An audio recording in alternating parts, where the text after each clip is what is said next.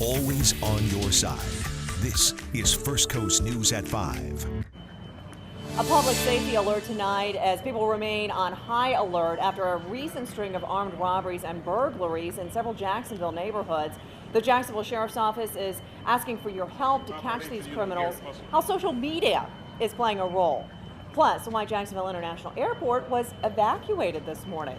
But first, at 5 tonight, a breaking news alert involving a dangerous suspect on the loose on our First Coast. The Jacksonville Sheriff's Office is asking for your help to get an armed sexual battery suspect off our streets. Take a look at your screen.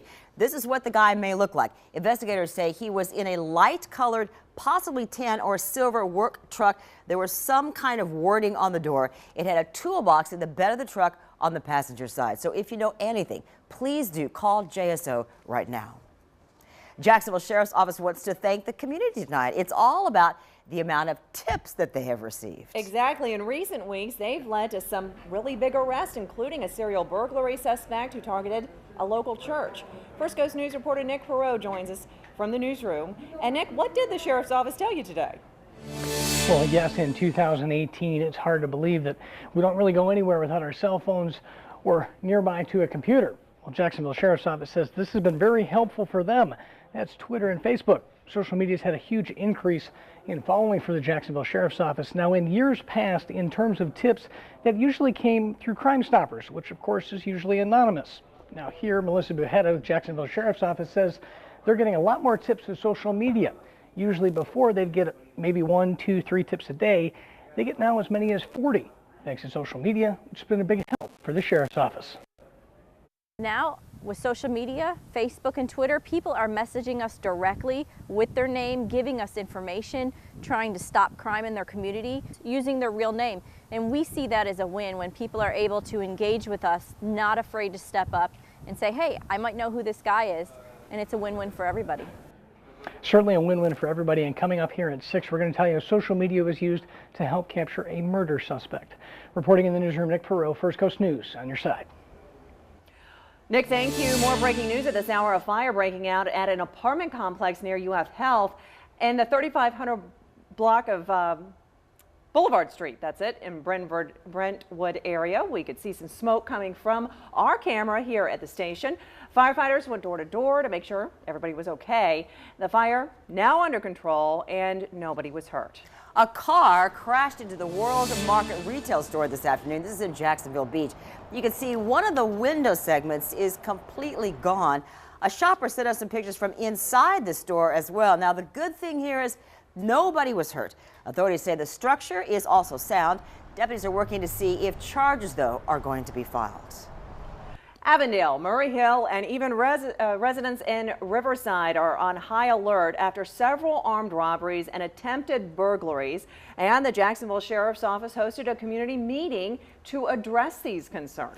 First Coast News reporter Bethany Anderson tells us why last week's incident outside a very popular restaurant that was in Avondale was really the final straw for all these people. They want something done. That's right, they absolutely do. And what's kind of scary is right where I'm standing, just behind me there on that building, there is a surveillance camera that captured a man on video after he stole a woman's purse. He had a gun, and then he took off running in this dark alleyway behind me.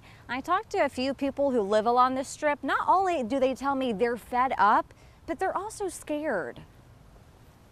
It makes you not want to go outside. And that's not what we signed up for when we moved here, you know? Lauren Schmidt is talking about the robbery that happened just outside Brick Restaurant in Avondale last week.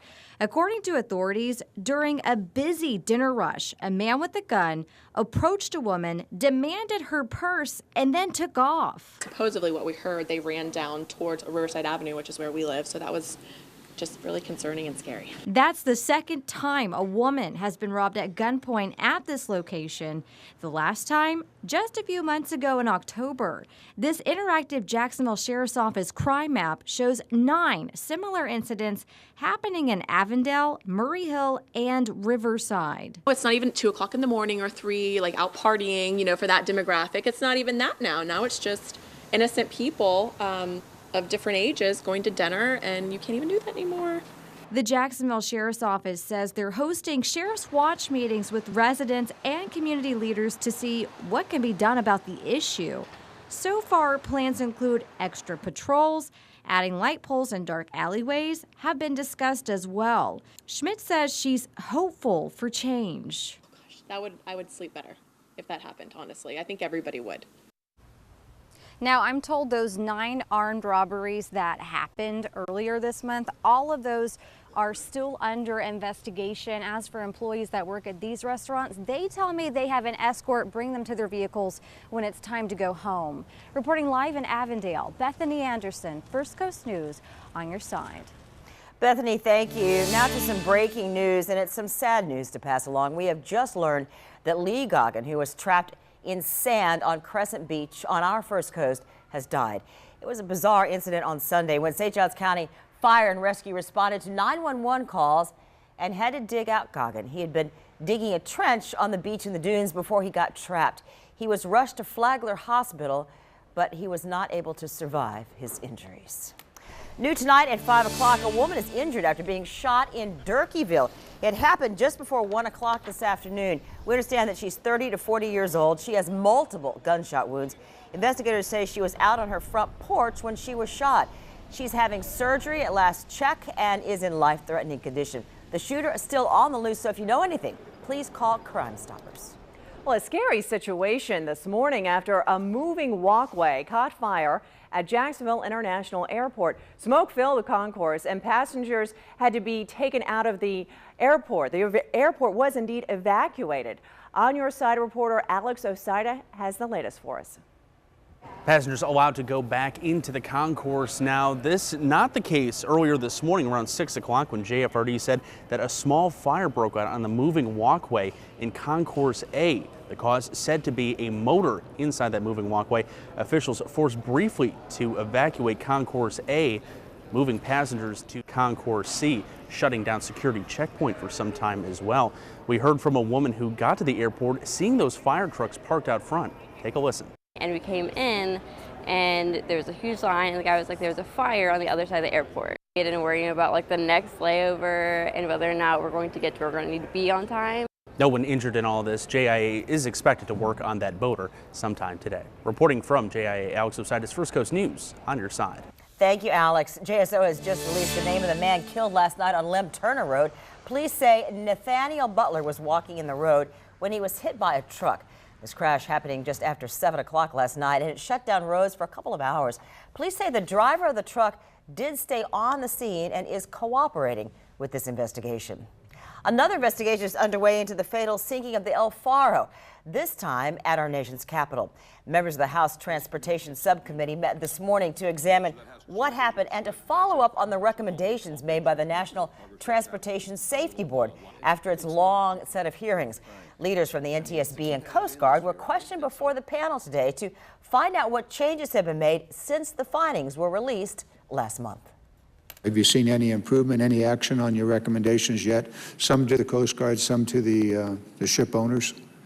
At this point in time, we would just expect to be getting an acknowledgement that they have the recommendation. At this point, we would hope that they would give us some idea of what their plan was and how long it was going to take. NTSB developed 53 recommendations to prevent a similar tragedy in the future. The El Faro sank 2 years ago during Hurricane Joaquin, killing all 33 crew members on board. A bill to provide greater benefits for first responders in Florida experiencing PTSD was passed unanimously today. House Bill 227, sponsored by Representative Matt Wellite, offers better care for the mental well-being of police and firefighters who may be suffering from more than just physical injuries. 15% of firefighters reported having made at least one suicide attempt during their service. Florida CFO and State Fire Marshal Jimmy Petronas says the state has a responsibility to take care of those who risk everything to take care of us. Every fire station I walk into, you find that this is something that's not uncommon. It affects every single fire station and it touches every single first responder. The solution is to get them the treatment and the benefits in order to find the route to be normal, just like everybody else. The bill will have to make a few more stops before becoming official, but the overwhelming support it's receiving is reason to be optimistic.